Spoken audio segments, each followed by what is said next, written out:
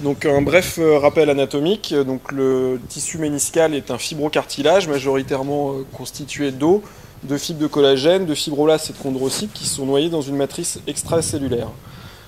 Le point anatomique le plus important à comprendre est la vascularisation du ménisque qui est essentiellement périphérique.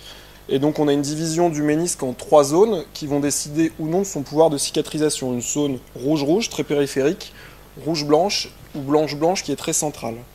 Le ménisque a, comme vous le savez, un rôle fondamental dans le fonctionnement normal du genou, de par son rôle dans la transmission et l'amortissement des forces, dans la stabilité ou la lubrification articulaire et dans la proprioception. Devant chaque lésion méniscale, il existe des critères d'instabilité qui peuvent être cliniques, avec l'existence de blocage, de dérangement interne ou d'une pseudo-instabilité alors qu'il n'y a pas de lésion ligamentaire, des critères éventuellement radiologiques, avec l'existence à l'IRM d'un fragment libre, d'une lésion étendue avec éventuellement un diastasis interfragmentaire ou une lésion complexe, c'est-à-dire qui est présente sur les 3 coupes, donc dans les 3 plans de l'espace.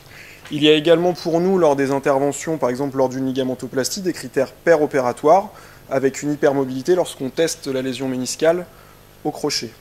Donc désormais, une lésion méniscale, bon, vous le savez, n'est plus synonyme de ménisectomie. On a 3 alternatives thérapeutiques: l'abstention, la ménisectomie et la réparation méniscale.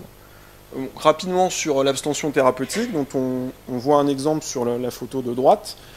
On va traiter ces lésions par l'abstention, des lésions qui sont plutôt peu étendues, d'autant plus qu'elles sont fraîches et périphériques, car il peut y avoir un pouvoir de cicatrisation, ou alors des lésions qui sont non symptomatiques, ou chez des patients qui sont peu motivés par la chirurgie. L'exemple que vous voyez sur la photo, c'était une judokate de haut niveau, qui avait été traitée fonctionnellement avec une immobilisation adaptée, et qui avait permis sur l'arthroscanner de contrôle à 2 mois une très bonne cicatrisation. Concernant la ménisectomie, également rapidement, donc désormais elles se font exclusivement sous arthroscopie, et la règle est qu'elles doivent être la plus économique possible. Les résultats des ménisectomies sur les genoux stables sont bons, tout du moins à niveau fonctionnel, avec 91% de bons ou très bons résultats.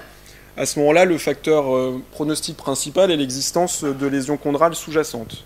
Maintenant, le rôle d'une ménisectomie sur la survenue d'une arthrose secondaire est bien connu, avec des taux à 20 ans variant en fonction des études de 25 à 40%. Ces taux seront supérieurs lorsqu'il s'agit du ménisque externe. En revanche, les résultats des ménisectomies sont beaucoup moins bons lorsqu'il s'agit de lésions dégénératives, où là on peut tomber jusqu'à moins de 60% de bons résultats. Et le résultat est fortement péjoré également par l'existence d'une instabilité du genou. À ce moment-là, la ménisectomie péjore le taux de retour au sport, qui peut tomber aux environs de 30% pour Aglietti, et on va avoir également une péjoration des résultats subjectifs. Il y a également une explosion du taux d'arthrose à long terme. Donc ça veut dire quoi? Ça veut dire qu'il est fortement déconseillé de faire une ménisectomie isolée sur un genou instable, et à ce moment-là, il faut, dans certains cas, penser à stabiliser le genou, alors même que le patient ne se plaint pas d'instabilité fonctionnelle. Donc nous l'avons vu, le taux d'arthrose à long terme est maintenant bien connu, ce qui a permis de réfléchir à des techniques de réparation méniscale dont le but est de préserver le cartilage et également la stabilité articulaire, puisque nous avons vu, le ménisque a des fonctions de stabilisateur du genou. Donc la décision de réparation méniscale, elle doit être précédée par une analyse du pouvoir de cicatrisation de la lésion, qui va être fonction de son ancienneté, de sa localisation, de son extension, et surtout de la qualité du tissu méniscal plus que de l'âge. Donc on dispose de différentes techniques. Les plus anciennes, c'est des techniques de réparation à ciel ouvert par des courts abords rétroligamentaires. On les utilise encore maintenant parce qu'ils sont particulièrement adaptés au traitement des lésions horizontales, comme ici. C'est fréquemment des lésions de grade 2. Donc en fait, si on commence par l'arthroscopie, on ne va pas voir de lésions pendant l'intervention. Et c'est des lésions qui touchent fréquemment le sujet jeune. Sur une lésion comme ça, si il y a un échec du traitement médical et qu'on fait une ménisectomie, ça va être une ménisectomie qui, en tout cas fonctionnellement, va être quasiment totale puisqu'on enlèvera tout le segment postérieur. On a également des techniques de réparation arthroscopique, donc qui peuvent se faire de dehors en dedans, avec du matériel adapté ou pas. C'est des techniques de réparation qui sont particulièrement adaptées au traitement des lésions des segments antérieurs, avec ici un exemple de vue arthroscopique. La majorité des lésions sont tout de même, lorsqu'elles sont réparables, accessibles à un traitement tout arthroscopique avec du matériel dédié, constitué d'encre. Donc on a quasiment tous les labos d'arthroscopie maintenant nous fournissent du matériel adapté. Donc toutes les lésions ne sont pas réparables, bien évidemment, et donc désormais on a des facteurs pronostiques sur le pouvoir de cicatrisation de la lésion qui sont bien connus. Actuellement, on va dire que la lésion, l'indication idéale est une lésion du ménisque externe qui cicatrise mieux que le ménisque interne, une lésion très périphérique puisque ça sera une zone bien vascularisée donc qui va pouvoir cicatriser, plutôt des lésions fraîches, alors le chiffre de 12 semaines est débattu, et une lésion qui est peu étendue parce qu'on voit très bien qu'une lésion étendue a un taux d'échec de la réparation qui est très important. Un facteur de bon pronostic également est une stabilisation concomitante du ligament croisé, probablement grâce à l'hématome post-opératoire.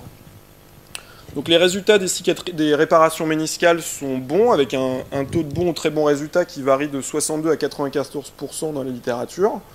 Ils sont tout de même souvent corrélés à la cicatrisation, et on va le voir après, ça induit quand même certaines limites. Et là encore, la stabilisation concomitante sur un genou instable est conseillée pour faire diminuer le taux d'échec. Parce que les techniques de réparation méniscale, elles ont tout de même des limites. En effet, même lorsque l'indication est bien posée, on a tout de même un taux d'échec, et donc de ménisectomie secondaire, qui varie entre 15 et 24% dans la littérature. Ces ménisectomies secondaires vont se faire majoritairement pendant les 2 premières années. On a également une notion dans certaines études de dégradation fonctionnelle avec le temps. L'autre élément, c'est qu'on peut s'interroger sur le rôle du ménisque réparé, pour 2 raisons. Tout d'abord, il y a un taux de cicatrisation incomplète qui est très important. Donc on peut quand même légitimement s'interroger sur le fonctionnement d'un ménisque qui est incomplètement cicatrisé. D'autre part, on le voit très bien sur l'imagerie des ménisques qui ont été réparés, il y a fréquemment un raccourcissement de l'ordre de 10 à 15% de sa largeur, et donc quid de son rôle d'amortisseur. Enfin, il faut bien le dire, il y a quand même peu d'études à long terme, à plus de 20 ans, qui permettent de nous affirmer avec certitude que la réparation méniscale va protéger le cartilage à long terme, à plus de 20 ans. Donc, je pense que s'il faut retenir 2 messages, c'est que certes, toutes les lésions ne sont pas réparables, mais lorsque c'est possible, il faut essayer de protéger le ménisque. Et l'autre élément, c'est aussi de penser au traitement du ligament croisé antérieur, car dans certains cas, il faut penser à une stabilisation du genou, même si le patient ne se plaint pas d'instabilité fonctionnelle. Je vous remercie.